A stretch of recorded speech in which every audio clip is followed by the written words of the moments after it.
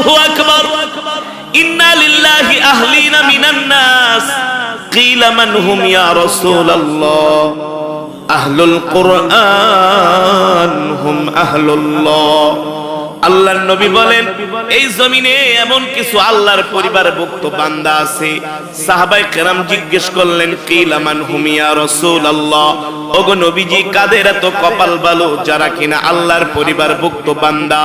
নবীজি বললেন আহলুল কুরআন হুম আহলুল্লাহ, যারা কোরআন তেলাওয়াত করে কোরআন অনুযায়ী চলে তারাই হলো আল্লাহর পরিবারভুক্ত বান্দা। মুসলমান আমরা যেখানে বয়ান শুনতেছি পাশে একটা গোরস্থান, ঠিক কিনা বলেন? ঠিক না? এই গোরস্থানে আপনারা আমার মতো কত মানুষ শুয়ে আছে, কথা বলেন। এই গোরস্থানে যারা শুয়ে আছে তারাও তো সম্পদ অর্থবিত্তের মালিক ছিলেন, কথা বলেন।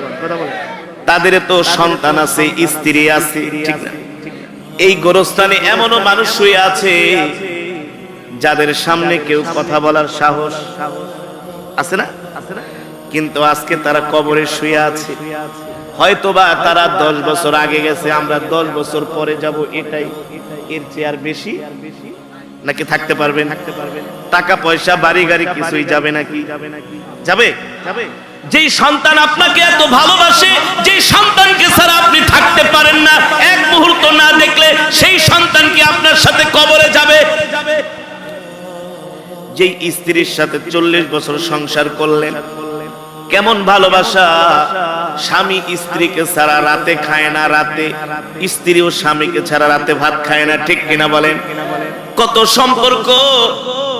কিন্তু এখন যদি মারা যান, স্ত্রীকে যদি বলা হয় তুমি তোমার স্বামীর লাশটা একা একা পাহারা দাও, কথা বলেন।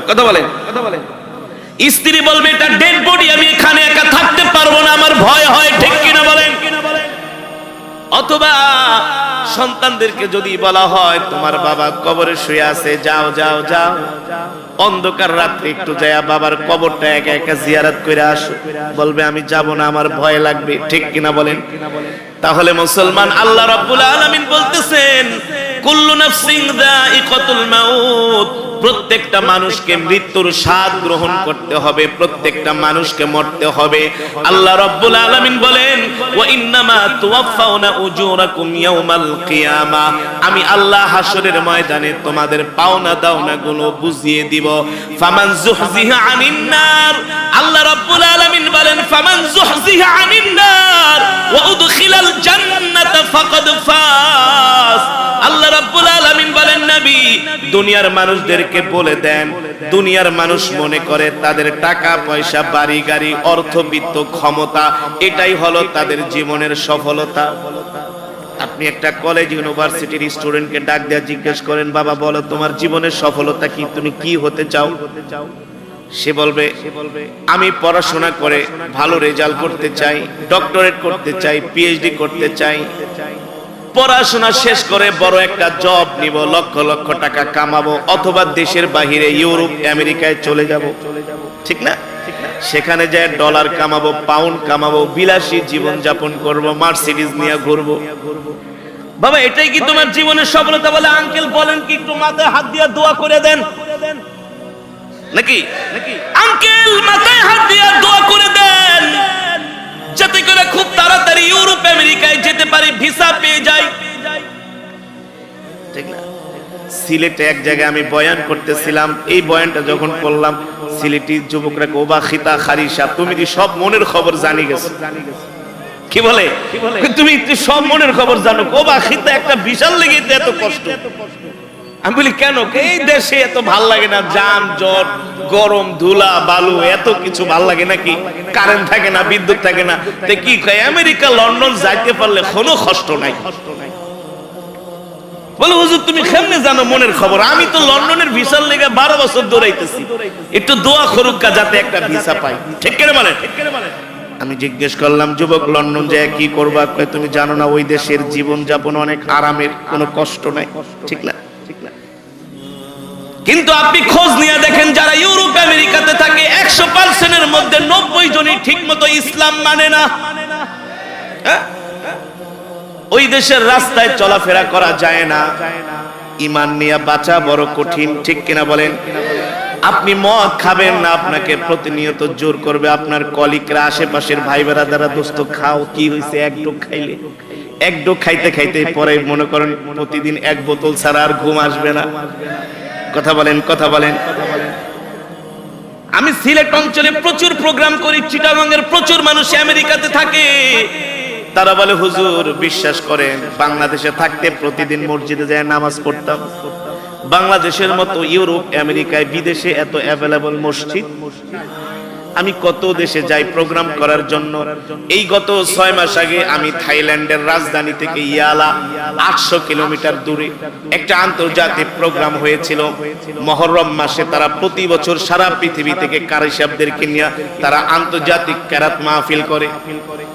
আমি যখন ব্যাংকক থেকে ইয়ালা গেলাম 800 কিলোমিটার দূরে, যেই স্টেটের মধ্যে ছিলাম, যেখানে ছিলাম সেখানে শুধু একটা মসজিদ আছে, কিন্তু আপনি সেখান থেকে আরেক মসজিদে যাবেন প্রায় 15-20 কিলোমিটার দূর। আপনি গাড়ি ছাড়া মসজিদে যেতে পারবেন না। এমনও দিন গেছে কোনোদিন আজানও পর্যন্ত শুনতে নাই, মসজিদ নেই, আজান শুনবেন কোত্থেকে? মসজিদ নেই, আজান শুনবেন কোত্থেকে? এমন যুবক ফোন দিয়া বলে হুজুর আপনার কোরআন তেলাওয়াত শুনা কত যে চোখের পানি ফেলে বালিশ ভিজাইছি, এর কোনো শেষ নাই। কেন যুবক, কেন? বলে হুজুর ছোটবেলায় আব্বুর সাথে দাদার সাথে মসজিদে যাইতাম, ইউরোপ আমেরিকায় থাকি, টাকা কামাই, ডলার কামাই, কিন্তু হুজুর চাইলেই মসজিদে যেতে, কারণ আমার মালিক খ্রিস্টান, আমাকে তো নামাজ পড়ার জন্য সময় দেয় না, আমি তো চাইলেই মসজিদে যায় জামাতে নামাজ পড়তে পারি না। আমি প্রতি বছর মালয়েশিয়ার প্রোগ্রাম করতে যাই, মালয়েশিয়ার ইন্ডিপেন্ডেন্ট ডে, স্বাধীনতা দিবসে মাদ্দেকায় তাদের প্রোগ্রাম হয়, কুয়ালালামপুরে মসজিদ জামে মসজিদের নেগারাতে। এই বিক্রমপুরের অসংখ্য যুবক আছে, আমি গেলে তারা আমার সাথে দেখা করতে আসে, বলে হুজুর একটা মাসালা দেন। কি মাসালা? বলে আমার মালিক হলো চাইনিজ, আমার মালিক। কিন্তু মসজিদের মিনার থেকে যখন আজান শুনি, ঘড়ির টাইম দেখি নামাজের টাইম হয়ে গেছে, হুজুর মসজিদে যেতে চাই, কিন্তু আমার মালিক আমাকে মসজিদে যাইতে দেয় না, চাইলেও মসজিদে যায় নামাজ পড়তে পারি না। হুজুর বিশ্বাস করেন এখানে আইসা ম্যাক্সিমাম যুবক নামাজ পড়ে না, দিন মানে না, ধর্ম মানে না, প্রতি সপ্তাহে সপ্তাহে বেতন পায়, বেতন পায়া তারা যায় ড্যান্স ক্লাবে যায়, আজে বাজে জায়গায় যায় টাকা নষ্ট করে, ঠিক কিনা বলে? কিন্তু ওই যুবকদেরকে ডেকে ডেকে জিজ্ঞেস করো, যুবক তোমার জীবনের সফলতা কি? তারা বলবে হুজুর দোয়া করেন যাতে করে প্রতি মাসে ডলার কামাইতে পারি, রিঙ্গিত কামাইতে পারি, পাউন্ড কামাইতে পারি, বিশাল ব্যবসা দিতে পারি, হুজুর কোটি কোটি টাকার মালিক যাইতে হইতে পারি, মার্সিডিজ রেঞ্জ রোভার গাড়ি যাতে কিনতে পারি, হুজুর দেশে যাতে ভালো করে ডুপ্লেক্স বাড়ি বানাইতে পারি, হুজুর দোয়া করেন এমপি হইতে চাই, চেয়ারম্যান হইতে চাই, মন্ত্রী হইতে চাই, অনেক বড় ব্যবসায়ী হতে চাই। আমি বলি যুবক এটাই কি তোমার জীবনের সফলতা? বলে হুজুর এটাই আমার জীবনের সফলতা।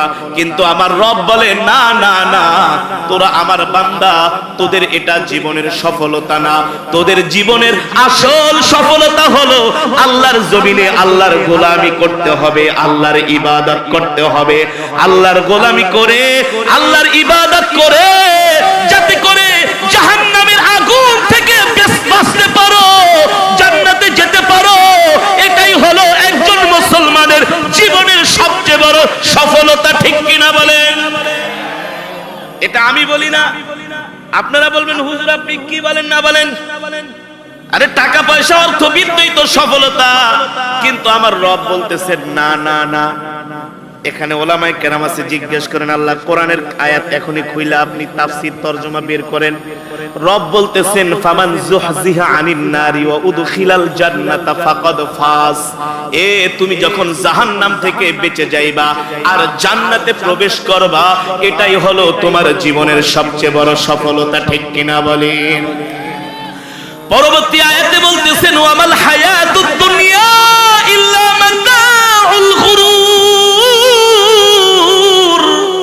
আল্লাহ বলে এ মানুষ, এ দুনিয়ার মানুষ, তোমরা দুনিয়ার ধোঁকায় পড়ে যেও না, দুনিয়াটা হলো তোমাদের জন্য একটা ধোঁকা। দুনিয়া কি? উদাহরণ দিব কেমন ধোঁকা দেখেন। কারো জন্য দুনিয়াটা ধোঁকা, আবার কারো জন্য দুনিয়া হলো ইবাদতের জায়গা। দুনিয়াটা তার জন্য ধোঁকা। মসজিদের মিনার থেকে মুয়াজ্জিন আযান দেয়, হাইয়া আলাস সালাহ, নামাজের জন্য আসো। হাইয়া আলাল ফালাহ, কল্যাণের দিকে আসো।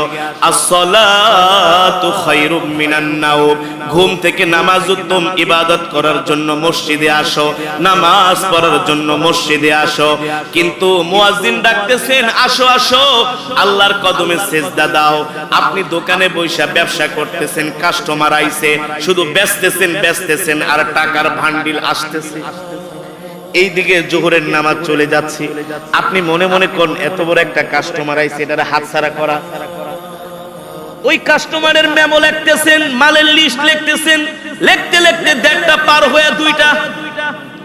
ওই কাস্টমার যেতে না যেতে আরো বড় কাস্টমার, কি মনে মনে বলতেছেন, থাক বড় কাস্টমারটা আইছে, ছুটে গেলে আর পাবো না। যাক ভাই কি নিবেন বলেন, মালের লিস্ট করতেছি, করতে করতে আসরের আজান দিয়া দিছে, জোহরের নামাজ কিন্তু এবার আসছে কোন নামাজ? আসর, ঠিক কিনা বলে? আবার আসরের নামাজের আজান দিয়ে দিছে, আবার আর একটা কাস্টমার আসছে। মনে মনে কোন মাগরিবের পর্যায়ে লম্বা সময় পামু, একবারে জোহর আসর মাগরিব 3 ওয়াক্ত পয়রা ফেলামু, ঠিক কিনা বলেন? যখন মাগরিব পর্যন্ত ব্যবসা করতে করতে ক্লান্ত হয়ে গেছেন, মনে মনে কোন বাড়িতে যায় একবারে এশারের নামাজের সাথে 4 ওয়াক্ত পুরা পয়রা ফেলামু, ঠিক কিনা বলেন?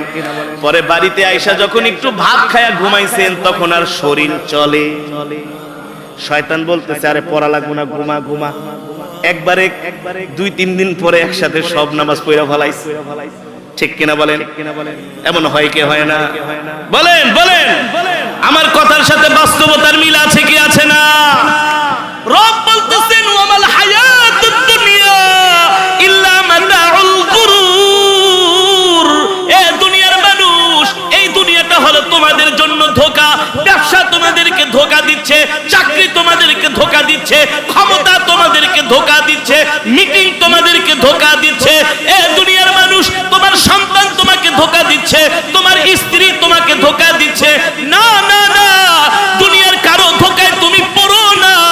ইয়া আইয়ুহাল ইনসানু মা গররাকা বিরাব্বিকাল কারীম আল্লাযী খালাকাকা ফাসাওয়াকা ফাআদালাক ফি আইয়ি সূরাতিন মা শাআ রাক্কাবাক। আল্লাহ রাব্বুল আলামিন ডাক দিয়া বলে, এই দুনিয়ার মানুষ, পৃথিবীর এমন কোন শক্তি, এমন কোন ক্ষমতা তোদেরকে আমার রব থেকে দূরে সরায় রাখলো? অথচ আমি রব তোদেরকে সৃষ্টি করেছি, তোদের কোনো অস্তিত্ব ছিল না, তোরা ছিলি অস্তিত্বহীন। এক ফোঁটা নাপাক পানি দিয়ে আমি আল্লাহ তোদেরকে সৃষ্টি করেছি, ঠিক কিনা বলেন? কাইফা তাকফুরুনা বিল্লাহি ওয়া কুনতুম আমওয়াতান ফাআহইয়াকুম সুম্মা ইউমীতুকুম সুম্মা ইউহয়ীকুম সুম্মা ইলাইহি তুরজাউন। আল্লাহ রাব্বুল আলামিন বলে, এ দুনিয়ার মানুষ, কিভাবে তোরা আমার সাথে নাফরমানি করস, আমার হুকুম মানস না, আমার ইবাদত করস না, আমার হুকুম নামাজ পড়ার জন্য তোদেরকে মসজিদে পাই না। এ রাতবেলা 3টা পর্যন্ত ফুটবল খেলা দেখোস, অথচ ফজরের নামাজ পড়স না। হয় নাই? নাই, 4টা পর্যন্ত ফুটবল খেলা দেখছি, ঠিক কিনা বলে? দেখছে না? রাত 3টা-4টা পর্যন্ত ফেসবুকে চ্যাটিং করে, মেসেঞ্জার, হোয়াটসঅ্যাপ, ইউটিউব, ভাইবার, ইনস্টাগ্রাম, কিন্তু ফজরের নামাজ পড়ে না। ফজরের নামাজ না পড়া ঘুমায় থাকে, ঠিক কিনা বলেন? আল্লাহ বলে, দুনিয়ার কোন ধোঁকায় পড়া তোরা আমার হুকুমটাকে ছেড়ে দিলি, আমার হুকুমটাকে অমান্য করলি রে বান্দা। এ বান্দা, একবার কি চিন্তা করস নাই, এইভাবে তোরা যে আমার নাফরমানি করতেছস, আমার হুকুম অস্বীকার করতেছস। এ বান্দা, তোদের কোনো অস্তিত্ব ছিল না, তোরা ছিলি মৃত। সেখানে আমি তোদের মায়ের পেটে তোদেরকে আমি 10 মাস 10 দিন রেখেছি। কয় মাস? মায়ের পেটও আমি আল্লাহ তোদের মায়ের নাভির সাথে তোদের সাথে খাবারের কানেকশন করে দিছি, ঠিক কিনা বলেন? নইলে বাঁচতে পারতি না। মায়ের পেট থেকে 10 মাস 10 দিন গর্ভে ধারণ করার পরে তারপরে দুনিয়াতে আসছস। আমি আল্লাহ 60-70 বছরের জিন্দেগি দিলাম, এই জিন্দেগিতেও তোরা আমার হুকুম মানলি না, আমার ইবাদত করলি না রে বান্দা, অথচ তোদের উচিত ছিল সব কিছুর আগে আমার ইবাদত করা, আমার হুকুমকে প্রাধান্য দেওয়া। ঠিক কিনা বলি? ঠিক না? আল্লাহ বলে সবকিছুর আগে আমাকে আমার হুকুমগুলো তোদেরকে প্রাধান্য দেওয়ার দরকার ছিল। আগে আমার হুকুম, তারপরে অন্য কাজ। আগে কার হুকুম? আগে কার হুকুম? আগে আল্লাহর হুকুম। আমরা দূর আগে আগে আমার কাজ করে লই, আল্লাহটা পরে। ঠিক কিনা বলে? কিন্তু রব বলতেছেন, এ বান্দা নাফরমানি করিস না। 60-70 বছরের জিন্দেগিতে দিয়া দুনিয়াতে পাঠাইছি, মনে করিস না কে দুনিয়াতে থাকতে পারবি? না না না, দুনিয়াতে থাকতে পারবি না। আবার আমি আল্লাহ তোদেরকে আমার কাছে নিয়ে আসব, আবার তোদেরকে খন্দকার কবরে যেতে হবে। এ বান্দা, যদি আমার সাথে নাফরমানি করস, আমি আল্লাহ কিন্তু হাসরের ময়দানে তোদেরকে ছাড়বো না। ঠিক কিনা বলেন?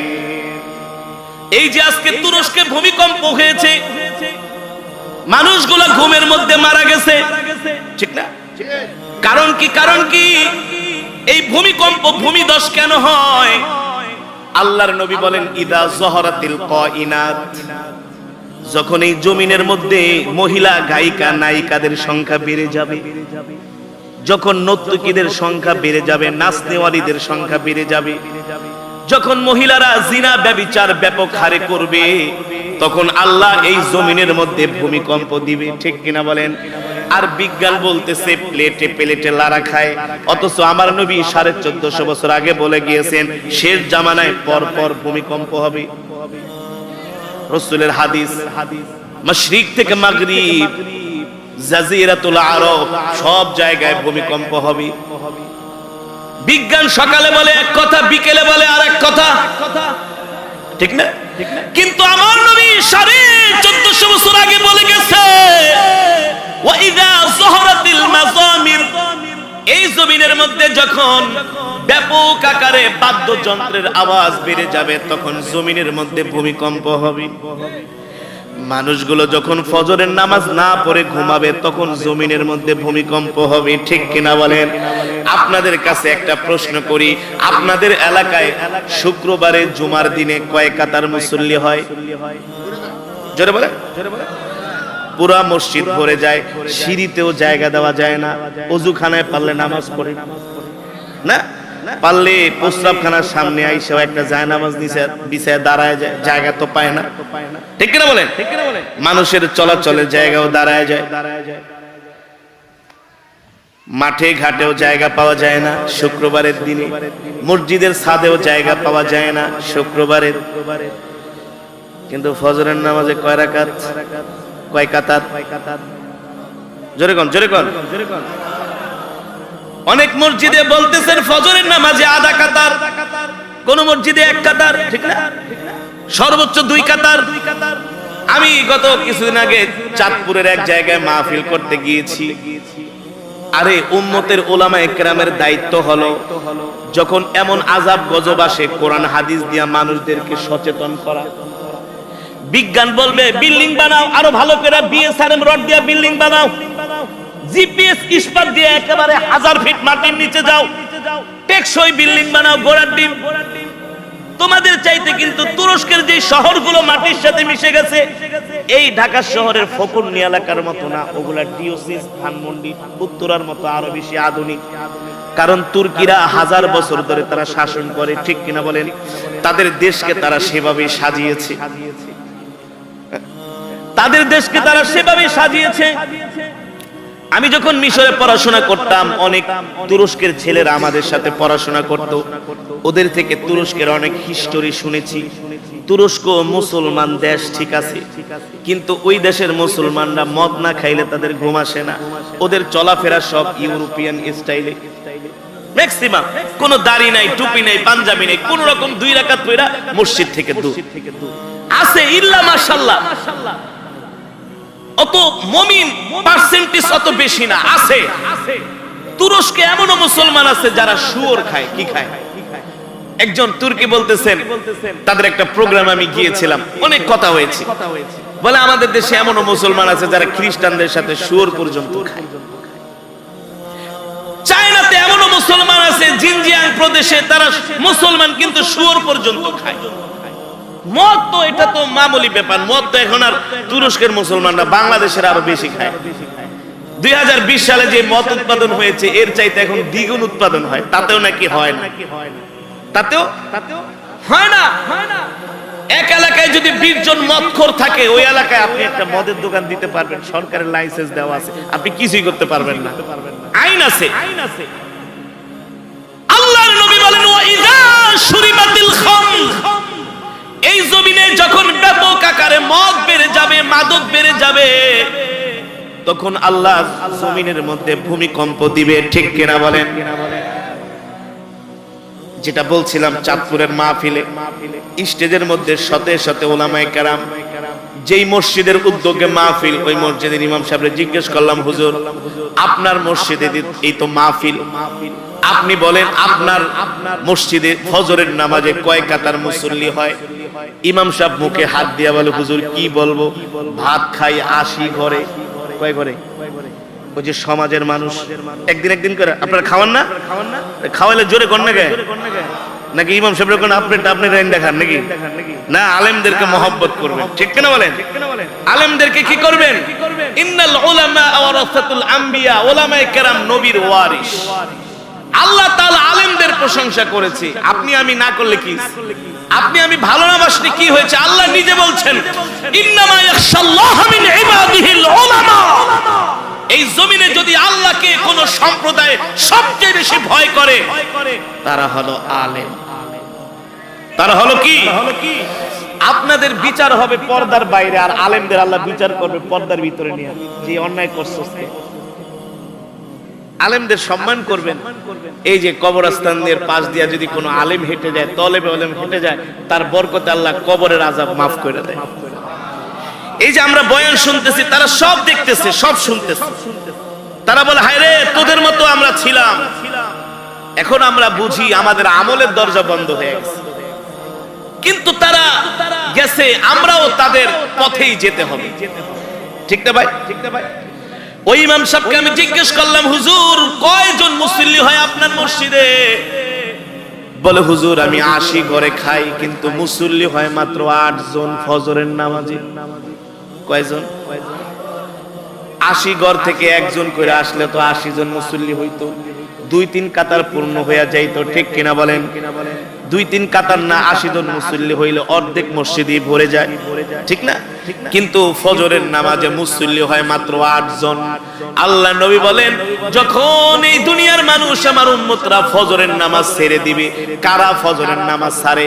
যারা গুনাহ করে তারা ফজরের নামাজ ছাড়ে, যারা মুনাফিক তারা ফজরের নামাজ ছাড়ে। মুনাফিকরা কিন্তু ফজরের নামাজ পড়তে পারে না। যারা মুনাফিক তারা কোনোদিন ফজরের নামাজ পড়তে পারে না। আমার কথাটার সাথে একটু মিলায় দেখেন, যারা ফজরের নামাজ, এশারের নামাজ পড়ে না, 1-2 ওয়াক্ত পড়ে, দেখবেন ওদের কথাবার্তা সবগুলোর ভিতরে বাউতাবাজি। 6 এর 9, 9 এর 18। ঠিক কিনা বলেন? ঠিক কিনা বলেন? কি করে রাত 3টা পর্যন্ত তারা দুনিয়ার কাজকর্ম করে, গান বাজনা দেখে, তারপরে তারা ঘুমায়। এই কারণে ফজর পড়তে পারে না। ঠিক কিনা বলেন? কিন্তু যারা ঈমানওয়ালা, আল্লাহওয়ালা, রাত যে কয়টা বাজে ঘুমাক না কেন, ফজরের নামাজ হওয়ার সাথে সাথে অটোমেটিক ঘুম ভেঙে যায়। ঠিক কিনা বলেন? নিয়ত করে ঘুমায়, আল্লাহ ঘুমাইছি, তুমি আমার ঘুমটা ভাঙা দিও। আল্লাহি, আল্লাহর কসম করে বলি, আপনি ঘুমানোর সময় যদি আপনি নিয়ত করেন যে আল্লাহ আমি ফজরের নামাজ পড়তে চাই, আল্লাহ আপনি আমাকে ফজরের নামাজে মেহেরবানি করে ডাক দিয়া জাগায় দিবেন, দেখবেন অটোমেটিকলি যে কোনো কারণে একটা স্বপ্ন দেখা, যে কোনো কারণে আপনার ঘুম ভেঙে যাবেই যাবে। রব আপনাকে ডাকে, বান্দা ওঠ ওঠ ওঠ, আমার কদমে সেজদা দে, কিন্তু আপনি আমি আলসামির কারণে উঠি না। ঠিক কিনা বলেন? মুসলমান, আল্লাহ তাআলা সেই কথাই বলতেছেন, এ দুনিয়ার মানুষ, আমি আল্লাহ তোদেরকে দুনিয়াতে পাঠাইছি আমার ইবাদত করার জন্য। আমার হুকুম মানার জন্য, আমার গোলামি করার জন্য। এ দুনিয়ার মানুষ, তোরা যদি আমার হুকুম না মানস, আমার ইবাদত না করস, এই দুনিয়ার জমিনে যদি তোরা জিনা ব্যভিচার করস, অশ্লীলতা ছড়াস, তোদেরকে আমি আল্লাহ দুইটা চোখ দিয়েছি। আলাম নাজআল লাহু আইনাইন, এই চোখ দুইটা দিছি তোদেরকে আমি কোরআন পড়ার জন্য, ওয়া লিসানা ওয়া শাফাতাইন, তোরা দেখা দেখা আমার কোরআন পড়বি। ওয়া লিসানা ওয়া শাফাতাইন, দুইটা ঠোঁট দিয়েছি, একটা জিহ্বা দিয়েছি আমার জিকির করার জন্য। এ বান্দা, তোরা যখন আমার ইবাদত ছেড়ে দিবি, জমিনের মধ্যে যখন তোরা আমার সাথে নাফরমানি করবি, ব্যাপক আকারে নাফরমানি করবি, যখন তারা আমার হুকুম, আমার বিধান ছেড়ে দিবি, আফা আমিনা আহলুল কুরা আইয়াতিয়াহুম বাসুনা বায়াতাও ওয়া হুম নাইমুন, আমি আল্লাহ তখন তোদেরকে ঘুমের মধ্যে আযাব দিয়া ধ্বংস করে দিব। তুরস্কের ভূমিকম্পটা হয়েছিল ভোর রাত্রে, ঠিক কিনা বলেন? মাত্র 45 সেকেন্ডের ভূমিকম্পে সবকিছু আল্লাহ মেচাকার করে দিয়েছে। আজকের পত্রিকায় দেখলাম তুরস্কের যে 10টা শহরে ভূমিকম্প হয়েছে, ওই 10টা শহরে কোনোদিন আর মানুষ বসবাস করতে পারবে না, কারণ সেগুলো তো মাটির নিচে ডুবে গেছে। আর যে বিল্ডিং গুলো ভেঙেছে, এই বিল্ডিং গুলোর বজ্র যদি কোনো জায়গায় রাখে, প্রায় 30 কিলোমিটার জায়গা দরকার, তাহলে কত বড় ক্ষতি হয়েছে। এই ভূমিকম্প শুধু তুরস্কে না, এই ভূমিকম্প নিউজিল্যান্ডে হয়েছে, এই ভূমিকম্প ব্রাজিলে হয়েছে, এই ভূমিকম্প ইন্দোনেশিয়ায় হয়েছে, এই ভূমিকম্প গতকালকে তাজিকিস্তানে হয়েছে। 7 মাত্রার ভূমিকম্প। বিজ্ঞানীরা বলতেছেন বাংলাদেশে যদি ভূমিকম্প হয় 1 লক্ষ বাড়িঘর ধসে যাবে, কয়েক কোটি মানুষ মারা যাবে। কিন্তু আমরা বুকে হাত দিয়া বলতে পারি রবের উপর ভরসা করে, এখনো যদি আমরা ফজরের নামাজে জুমার মতো উপস্থিত হই, ফজরের নামাজে যদি এখনো আমরা জুমার নামাজের মতো উপস্থিত হই, বুঝছেন তো? জুমার নামাজে যেমন মুসল্লি হয়, এখনো যদি ফজরের নামাজে এমন মুসল্লি হয়, বাংলাদেশে ভূমিকম্প হবে না ইনশাআল্লাহ। ওয়ার্ল্ড হেলথ অর্গানাইজেশন, বিশ্ব স্বাস্থ্য সংস্থা বলেছিল করোনায় 20 লক্ষ মানুষ মারা যাবে, ঠিক কিনা বলেন? আমরা বলেছি 20 লক্ষ না, 20,000ও মারা যাবে না। আলহামদুলিল্লাহ, 1 বছরে 1.5 বছরে মানুষ, এর চাইতে অ্যাক্সিডেন্টে আরো বেশি মানুষ মারা যায়, অন্যান্য রোগে শোকেও মারা যায়, ঠিক কিনা বলেন? কিন্তু করোনায় মানুষ মারা যায়। অনেকে বলছে 23 সালে দুর্ভিক্ষ হবে, জানুয়ারি ফেব্রুয়ারি মার্চ আইসা পড়ছে, বাংলাদেশে দুর্ভিক্ষ হবে, হবে না ইনশাআল্লাহ। কারণ আছে, কারণ হলো এদেশে যত কোরআনে হাফেজ আছে, পৃথিবীর কোথাও এত কোরআনে হাফেজ নাই। এদেশে যত আলেম ওলামা আছে, পৃথিবীতে কোথাও এত আলেম ওলামা নাই। আপনারা তো জানেন না, মাদ্রাসার এমনও ছাত্র আছে যারা কোনোদিন মাদ্রাসার 4 দেয়াল থেকে বের হয় না, কোনদিন তাহাজ্জুদের নামাজ কাজা করে না।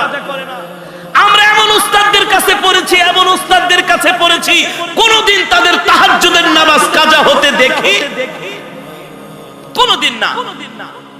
এমন বড় বড় মাদ্রাসায়, ঢাকা শহর, সারা বাংলাদেশে যত মাদ্রাসা আছে, জান, হাটাজারি, পটিয়া, মেখল, লালবাগ, ফরিদাবাদ, যাত্রাবাড়ি, চৌধুরীপাড়া, রহমানিয়া, জান না, হাজার হাজার মাদ্রাসার ছাত্ররা খাবারে কত কষ্ট পায়, অর্থে কত কষ্ট, কোনদিন তারা মাদ্রাসার 4 দেয়াল থেকে বের হয় না। তারা মাঝে মাঝে বাহিরে আসলে বাহিরের অবস্থা দেখলে তারা অবাক হয়ে যায়, লজ্জা পায় যে এই অবস্থা ঢাকা শহরে। তারা সব সময় জিকিরে ফিকিরে থাকে, দোয়ায় থাকে, আমলে থাকে, ঠিক কিনা বলেন? এই কারণে বাংলাদেশে এখনো পর্যন্ত বড় ধরনের ভূমিকম্প হয় নাই। মাঝে মাঝে নাড়াচাড়া দেয় কিন্তু পড়ে না, নরে চরে মাগার পড়বে না বাংলাদেশ ইনশাআল্লাহ। এখনো যদি আমরা সতর্ক হই, মনে করছিলাম 14ই ফেব্রুয়ারিতে পোলাপানি এবছরে আর ভালোবাসা দিবস পালন করব না, কারণ এত ভূমিকম্প, এত কিছু। কই 5 টাকার ফুল 100 টাকা, 5 টাকার ফুল। ছেলেরা মেয়েরা এবারে অবাধে মেলামেশা, অবাধে হারাম সম্পর্ক। তোমরা টকশোর মধ্যে বলো যে এই রড দিয়া বাড়ি বানাইলে, এত ফিট গাঁথনি করলে, পাইলিং করলে বিল্ডিং ধসবো না, ভূমিকম্প থেকে বাইচা যাইবা। তোমাদের চাইতে কি জাপানিরা প্রযুক্তি কম জানে নাকি? চাইনিজরা কম জানে? কই জাপানে দি ভূমিকম্প হয়ে দশায় ফালায়, ঠিক কিনা বলেন? প্রযুক্তি দিয়া, টেকনোলজি দিয়া বাঁচতে পারবে না। বাঁচতে হলে আল্লাহর কাছে মাথা নত করতে হবে, আল্লাহর কাছে সারেন্ডার করতে হবে, ঠিক কিনা বলেন?